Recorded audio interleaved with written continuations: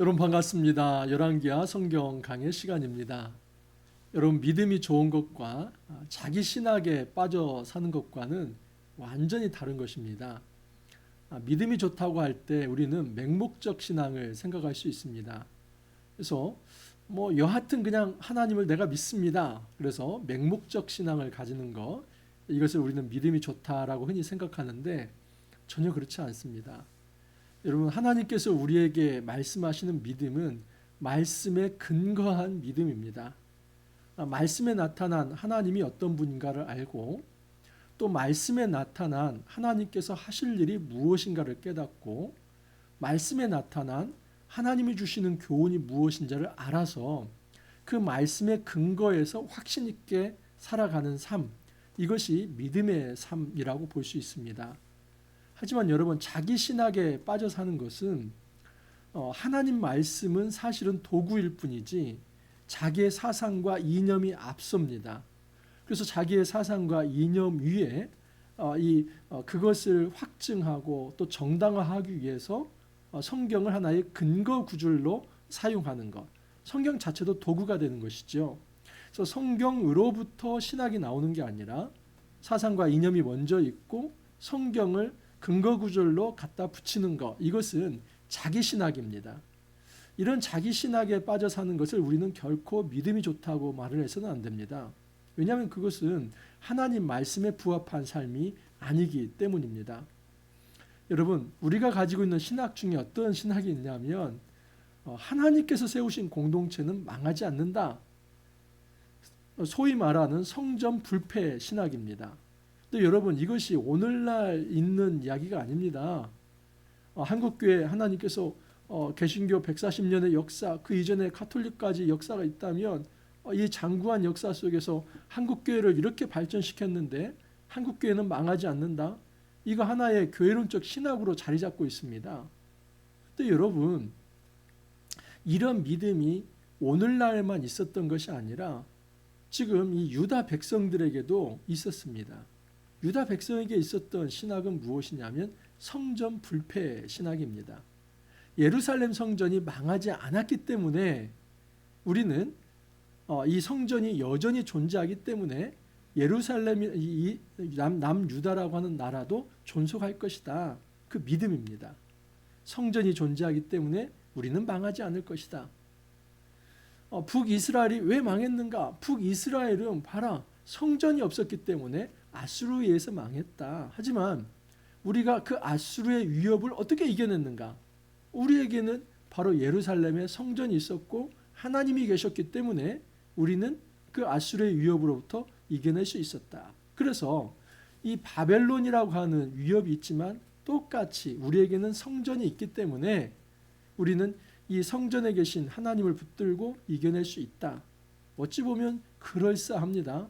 하지만 여러분 이 성전 자체가 하나의 이데올로기가 되는 것입니다. 여러분 성전만 있으면 하나님이 존재합니까? 에스겔서 10장 이후를 한번 보십시오. 하나님의 영광이 그 성전을 떠나갑니다. 왜 그렇습니까? 성전 안에 온갖 더러운 것이 다 있었기 때문입니다.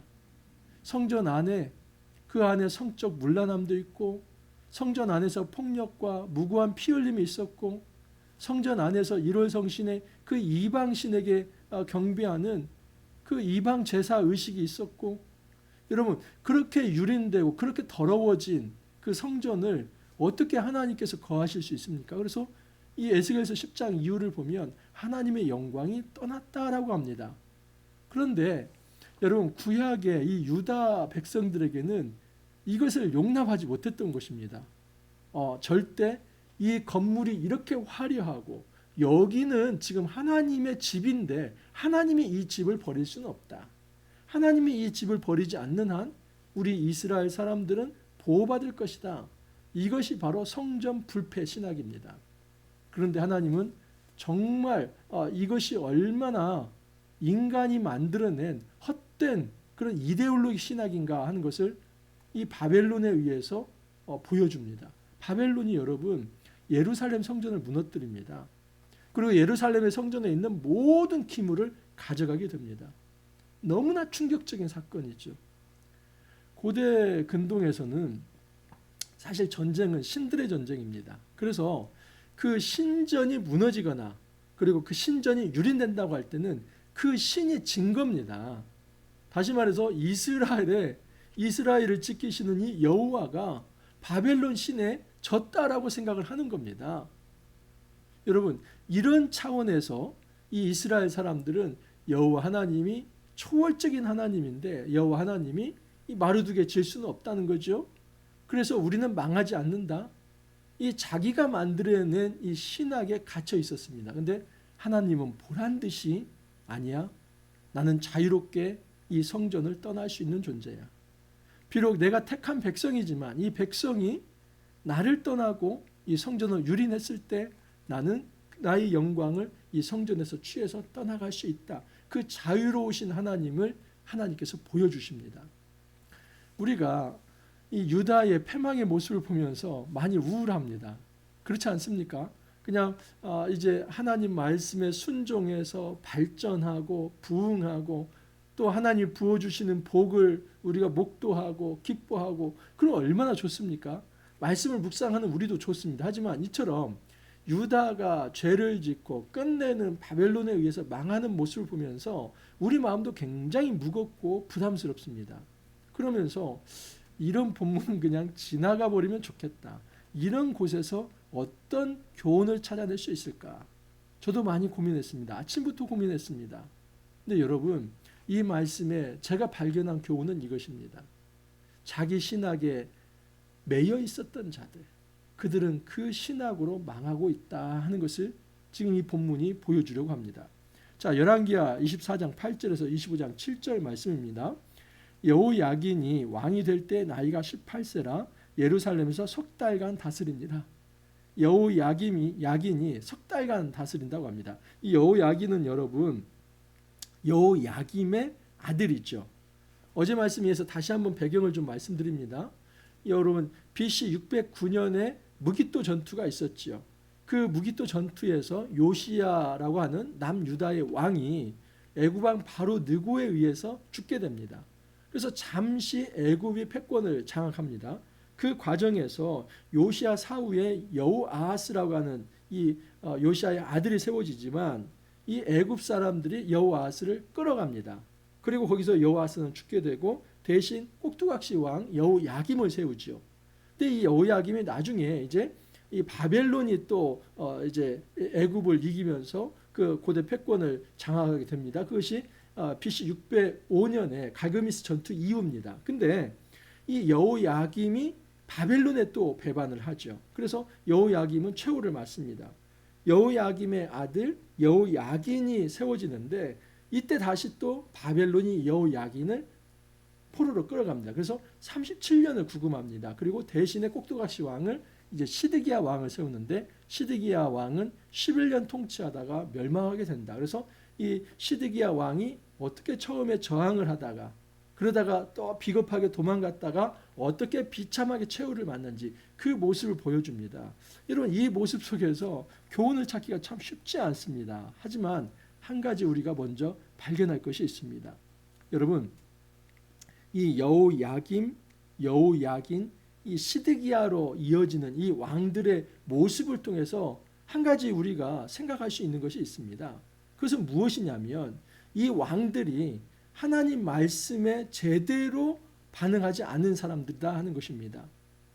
정말 이 하나님의 말씀에 제대로 반응했다면 이 사람들은 특히 마지막에 이 시드기야 왕 같은 경우는 누구의 말씀을 들어야 했냐면 그 당시에 이 선지자의 말씀이 예레미야입니다.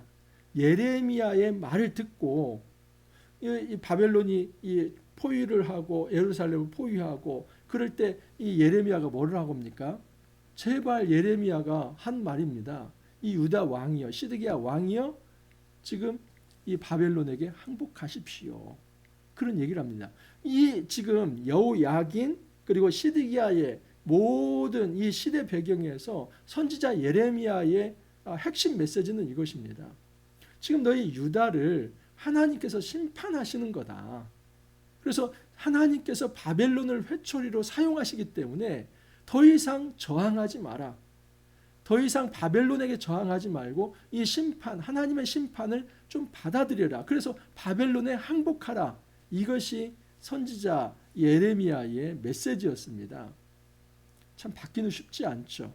왜냐하면 그 나라 왕에게 이제 자기 나라를 치려고 하는 이제 외국 이제 어떤 왕에게 그 무릎 꿇고 그렇게 항복하라고 하는 이게 얼마나 좋은 메시지겠습니까? 그 왕에게 이것은 반민족적이다라고 생각할 수도 있습니다. 그런데 하나님은 그렇게 말씀하신 게 아닙니다. 지금 이 모든 상황은 유다의 죄 때문이다. 너희들의 우상 숭배 때문이고 너희들의 불의함 때문이다. 특별히 이 므낫세의 죄 때문에 하나님은 지금 심판의 칼을 든 것이다. 그러면 이 회초리를 맞으라는 겁니다.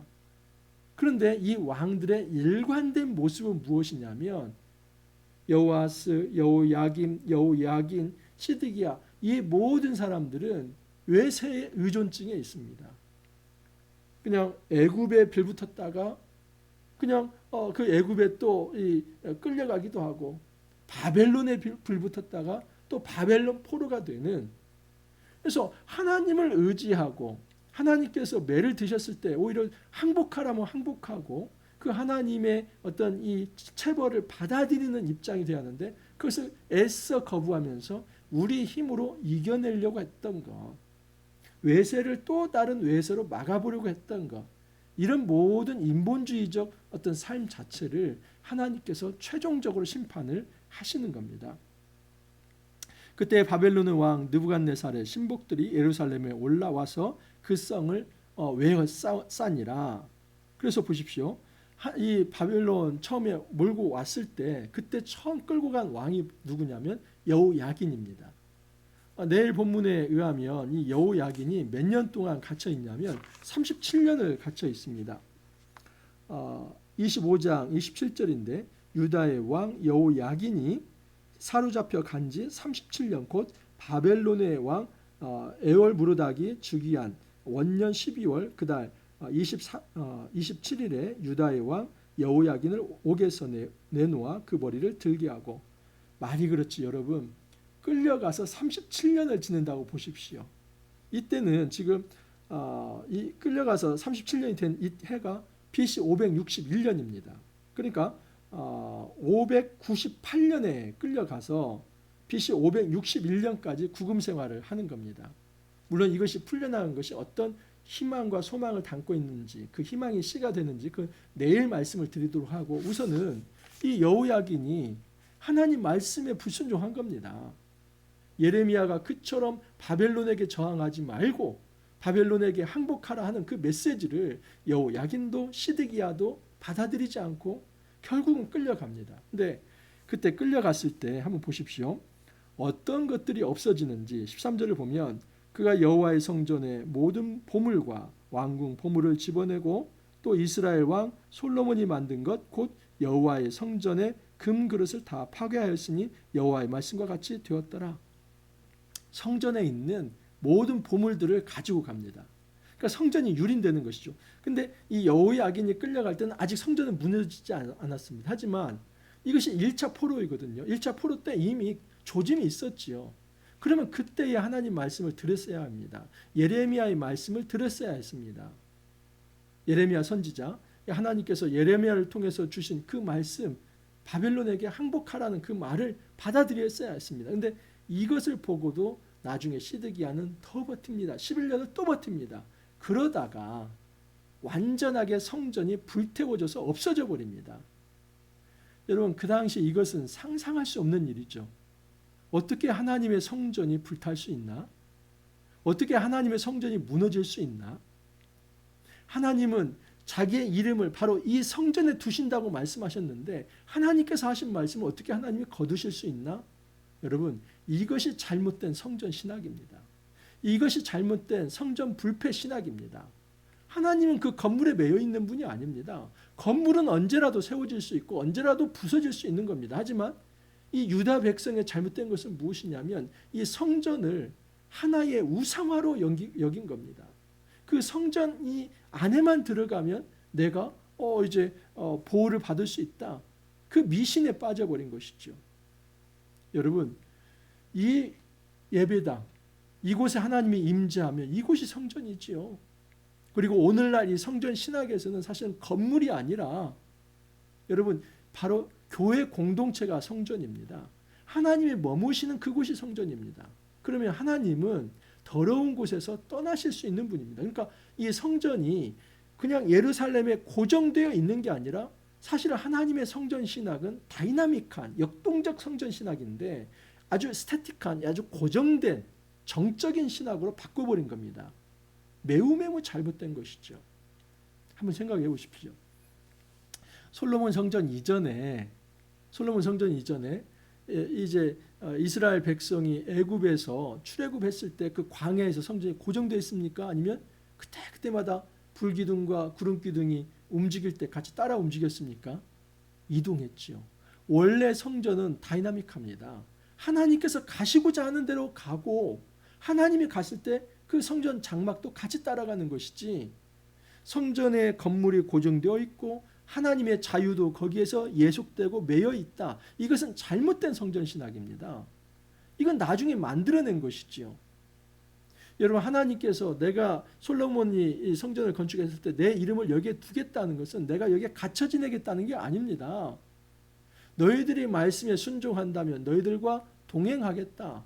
임마누엘 하겠다. 함께 하겠다. 그 보호의 약속이 있지요. 근데 그것을 잘못 받아들여서 이 건물만 있다면 하나님은 여기 벗어날 수 없고 하나님이 계시기에 우리가 망하지 않는다 하는 것은 잘못된 성전 신학입니다. 오늘날 한국교회도 마찬가지입니다.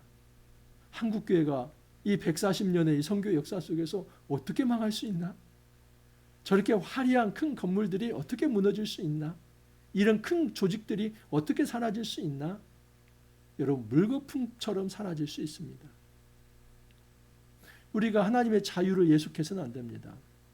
하나님은 그 교회가 거룩하고 성결하고 하나님을 찬양하고 하나님께 예배하고 하나님 말씀에 순종한다면 그곳에 머물지만, 그 교회가 타락하고 하나님 말씀을 떠나고 인본주의적, 그 배금주의적 그렇게 세속적인 삶을 추구하고 살아갈 때 하나님은 그의 영광, 그 촛대를 그곳에서 옮겨버리십니다.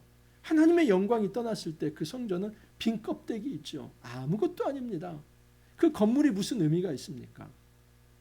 우리가 중요하게 생각해야 할 것은 하나님의 영광이 떠나지 않도록 하는 것이죠. 근데 그것은 건물이 잡아주는 것이 아니라 우리의 믿음이 하나님의 영광을 잡고 있는 것입니다.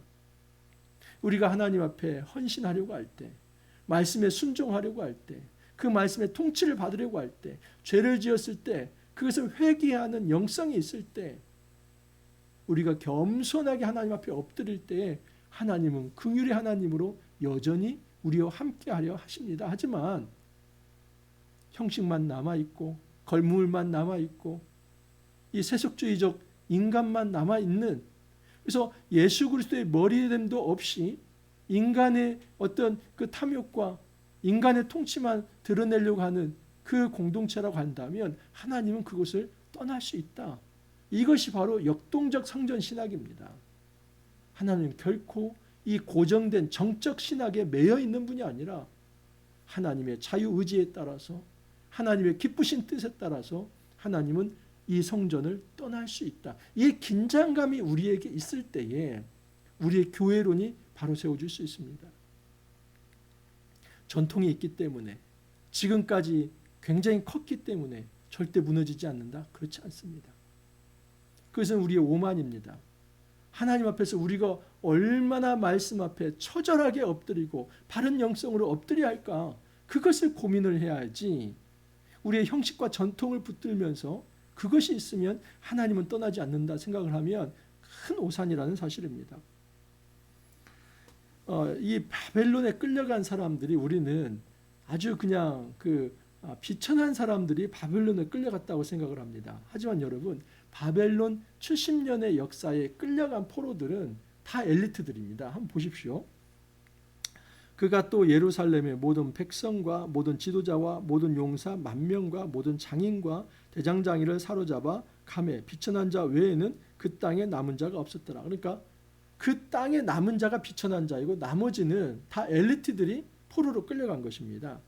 그가 여호야긴을 바벨론으로 사로잡아 가고 왕의 어머니와 왕의 아내들과 내시들과 나라에 있는 권세 있는 자도 예루살렘에서 바벨론으로 사로잡아 가고, 그래서 왕족과 귀족과 그리고 아주 방백들과 신하들, 그 중에 여러분 유명한 사람이 누구입니까? 에스겔이죠. 이 에스겔은 이제 포로기 동안에 이제 이 제사장 신학에 대해서 그리고 성전 신학에 대해서 완전히 새로운 정립을 해서 단지 어떤 건물로서의 성전이 아니라 토라, 이 율법을 통해서 하나님의 말씀이 전해져야 하고, 그리고 그 말씀 공동체가 돼야 한다는 진정한 이제 새로운 성전 신학을 대체하는 이 제사장 신학을 이제 만들어낸 사람이라고 볼 수 있는 이 에스겔도 이때 끌려갑니다. 그러니까 엄청난 엘리트들이 끌려간 것이죠. 그래서 하나님이 하신 말씀이 있습니다. 예루살렘에 남아있는 자들이, 그들이 진정한 영적인 남아있는 자가 아니라 포로로 끌려간 자들이 그루터기에 남아있는 자다라고 말씀을 합니다. 선지서를 통해서 그렇게 분명히 이야기를 합니다. 그러므로 우리가 이렇게 생각을 해야만 합니다. 바벨론이 유다를 치는 것, 그래서 그 유다를 치는 것이 하나님의 심판임에도 불구하고 하나님의 심판 자체를 거부해 보려고 내 뜻대로 한번 내 손으로 막아보려고 하는 것, 이것이 올바른 것이 아니라 하나님의 심판이 있을 때는 그것이 우리의 죄 때문임을 고백하면서 받아들이고 인정하는 것이 먼저라고 하는 사실입니다. 선지자 예레미야가 그 메시지를 전한 겁니다. 너희 유다가 힘이 없어 당하는 것도 아니고 유다가 국력이 약해서 이 바벨론에 당하는 것도 아니다. 너희도 국력 좋지 않았는가? 아수르로부터도 견뎌내지 않았는가? 하지만 이 바벨론에 의해서 무너지는 것은 단지 국력이 약해서가 아니라 너희들에게 힘이 없어서가 아니라 하나님을 떠났고 죄를 지었기 때문이다. 그래서 1차적으로는 그 죄를 회개함이 중요한 것이고, 하나님께서 그 죄에 대해서 어떤 징벌을 내리신다면 그 징벌을 받아들이는 것이 우선순위입니다. 예레미야는 70년을 말을 합니다. 하나님은 이 바벨론 이제 이후에서 유다가 망할 것이고 70년간 포로 생활을 할 것이다. 그리고 그 70년 동안 남은 자는 예루살렘에 있는 자들이 아니라 예루살렘 밖에서 유배지에 있는 그들이 진정한 남은 자가 될 것이다. 그리고 그 남은 자가 돌아와서 다시 이 나라를 세울 것이다. 분명한 비전과 소망을 이야기를 하고 있습니다. 또 용사 7,000명과 장인과 대장장이 1,000명 곧 용감하여 싸움을 할 만한 모든 자들을 바벨론 왕이 바벨론으로 사로잡아 갔다. 여러분, 너무나 슬픈 일이지요. 하나님의 백성이 포로가 되는 것이 슬픈 일이지요. 하지만 이것은 하나님의 구원 역사 계획 안에, 섭리 안에 들어있는 것입니다. 그래서 하나님의 이 징벌을 일단 받아들여야 하고, 이것을 받아들일 때에 차후의 미래의 회복과 그 회복을 통한 구원의 소망도 남아있다 하는 사실입니다. 그러나 시드기야가 왕이 될 때 21세인데 11년을 다스리죠. 그러면 21세에 왕이 되어서 11년을 다스리면 32세까지 산 것입니다. 근데 그 11년 기간 중에 마지막 이제 한 3년 동안 바벨론에 배신을 합니다. 사실 이 시드기야는 바벨론 왕이 세웠는데 그 바벨론을 배신합니다. 그런데 이것은 민족주의적 어떤 결단에 의한 것이 아니라 사실은 말씀을 받아들이지 않은 겁니다. 예레미야 선지자는 절대 시드기야에게 당신 그 바벨론에게 저항하지 말라, 항복해라, 이것이 이 예레미야의 일관된 메시지였는데 시드기야는 버텨보려고 하죠. 겉보기에는 민족주의적 투사처럼 보입니다. 하지만 여러분, 한계 상황에 닥치게 되면 얼마나 겁쟁인지 보십시오. 시드기야 제9년 열째 달 10일에 바벨론의 왕 느부갓네살이 그의 모든 군대를 거느리고 예루살렘을 치러 올라와서 그 성에 대하여 진을 치고 주위에 토성을 쌓으며, 토성을 쌓고 완전히 도간에 든 쥐처럼 그렇게 가두었습니다. 그래서 1년 6개월을 버티는 겁니다. 여러분, 1년 6개월 동안에 식수가 부족하지요. 먹을 양식이 부족하지요. 살 수가 없습니다. 그렇게 완전히 고사작전을 치는 거죠. 그때에 이 시드기야가 너무 참다 못해 그냥 성문으로 살짝 빠져나갑니다. 그 성벽이 파괴됨에 모든 군사가 밤중에 두 성벽 사이 왕의 동상 견문 길로 도망하여 갈대인들이 그 성읍을 에워쌌으므로, 그래서 이 왕이 도망을 가죠. 왕의 모든 군대가 그를 떠나 흩어진지라. 그래서 왕의 군대는 다 흩어집니다. 근데 왕과 그의 아들들, 왕자들이 잡히게 됩니다. 그들이 왕을 사로잡아 그를 리블라에 있는 바벨론 왕에게 끌고 가매 그들이 그를 심문하니라. 그들이 시드기야의 아들들을 그의 눈앞에서 죽이고 시드기야의 눈이 떠 있을 때 그의 아들들을 죽입니다. 그리고는 시드기야의 두 눈을 빼버립니다. 그래서 다시는 세상을 보지 못하게 하고 노사슬로 결박해서 바벨론을 끌어갑니다. 얼마나 비참한 최후입니까? 시드기야가 그렇게 자신감 있게 떵떵거리면서 우리가 이 성전이 있기 때문에 우리가 이겨낼 수 있다. 여러분 예레미야서나 이사야서를 한번 보십시오. 거짓 선지자들이 항상 하는 말이 뭐냐면 평안이다. 평안이다. 망하지 않는다. 우리에게는 예루살렘 성전이 있기 때문에 우리는 평화로다. 샬롬이로다. 망하지 않는다. 그때 예레미야가 뭐라고 합니까? 다 거짓 선지자다. 하나님께서는 나에게 그렇게 말씀하시지 않았다. 이 예루살렘은 바벨론에 의해서 망할 것이다. 그러므로 하나님의 통치의 수단인 바벨론에 저항하기보다는 항복해라. 망하는 것을 받아들여라. 근데 시드기야가 끝까지 거부하다가 자기 아들들 죽는 것을 자기 눈으로 보고 자기 두 눈도 뽑혀서 이제 끌려가게 되고 예루살렘 성전은 완전히 불타서 없어져 버리지 않습니까? 역사 속에 사라집니다. 나중에 물론 이제 포로 후기에 돌아와서 수르바벨 성전이 건축이 되지만 이 건물로서의 성전은 이제 종식되었다고 해도 과언이 아닙니다. 하나님은 건물에 매여 있는 분이 아닙니다. 우리의 전통과 형식에 하나님께서 구속되어 있는 분이 아닙니다. 하나님은 절대 자유로운 분입니다. 하나님은 마음 먹으시면 성전에 오시기도 하고 성전을 떠나실 수도 있는 분입니다. 오늘날 우리 한국교회가 그렇습니다. 여러분 얼마나 이제 정말 그 예산이 많고 또 사람이 많고 그리고 건물이 있고 우리에게 깊은 전통이 있고 어떤 문화가 있고 신학이 있고 이거 자랑할 거 없습니다. 우리가 자랑해야 할 것은 우리의 머리가 예수 그리스도이며 우리가 말씀의 통치를 받는 자이며 하나님이 말씀하실 때 절대 부복하며 순종해야 하며 회개할 자들이고 하나님 말씀하실 때 겸허하게 엎드려야 할 자이면 그 겸손함을 하나님 앞에 드러내야 하지 우리가 가지고 있는 것을 내세워서는 안 됩니다. 그것이 우리를 안전을 보장하지 못하기 때문입니다. 여러분 우리가 이 열왕기하에 이제 오늘 마치고 또 내일 이제 마무리가 될 텐데 역사의 교훈을 받기를 바랍니다. 특별히 한국 교회가 잘못된 이 성전 신학에 빠져 있지 않기를 바랍니다. 우리가 정말 어떤 외적인 형식과 전통에 우리가 매여 사는 것이 아니라 오히려 하나님 말씀의 통치를 받으면서 주님께 순종함으로써 우리에게 이 성전 신학이 어떤 고정된 정적 성전 신학이 아니라 그 말씀의 통치를 받으며 하나님이 가라시는 곳에 어디로든지 갈 수 있는 이 역동적 성전 신학이 우리 안에 있기를 바라고 이 하나님 앞에 온전히 경배함으로써 주님의 통치가 이 땅에 온전히 이루어지길 바랍니다. 그래서 바라기는 저는 기도합니다. 한국교회를 하나님 돌봐주십시오. 우리의 연약함을 하나님께서 깨닫게 하여 주시고 회개케 하여 주시며 하나님께서 다시 한번 이 한국교회가 일어설 수 있는 기회를 주시사 정말 하나님 나라의 역사를 이루어갈 수 있도록 하나님께서 은혜 허락하여 주십시오. 기도합니다. 우리가 이렇게 함께 기도하면서 다시 한번 일어설 수 있기를 바랍니다. 함께 기도합니다. 주님, 유다 백성이 그릇된 성전 신학에 사로잡혀서 그 건물로서의 성정과 전통과 제사 형식이 있기 때문에 그들은 망하지 않을 거라 생각했습니다. 하지만 그 성전이 더러워지고 하나님 앞에 우상을 섬기며 죄를 지었을 때 하나님의 영광이 떠나서 그 하나님이 없는 성전은 무너질 수밖에 없다는 것을 우리에게 분명히 말씀하여 주셨습니다.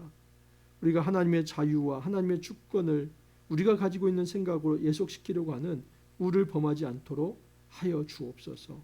오히려 주의 말씀 앞에 철저히 부복하고 하나님께서 말씀하시는 곳에 우리가 함께 움직이는 이 역동적 성전 신학이 우리 안에 자리 잡게 하여 주시사 하나님 말씀의 통치를 받는 거룩한 삶 살아갈 수 있도록 주님 이끌어 주옵소서.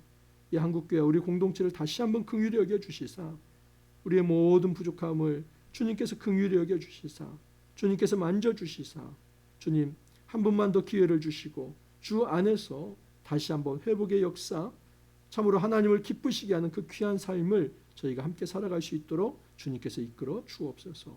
주님 감사하옵고 예수님 이름으로 기도합나이다. 아멘. 여러분 광고 드렸던 것처럼 이제 내일 열왕기하를 마무리하면 조금 쉬었다가 11월 디모데 전후서 또 아마 이제 아모스서, 호세아서, 말라기서가 나오는데 그 소전지서를 제가 다 해드릴 겁니다. 그래서 11월에 또 만날 것입니다. 자, 내일 우리가 다시 한번 만나 뵙고 또 좋은 마무리할 수 있기를 바랍니다. 오늘 하루 여러분 또 화이팅 하시고 내일 찾아뵙도록 하겠습니다. 감사합니다.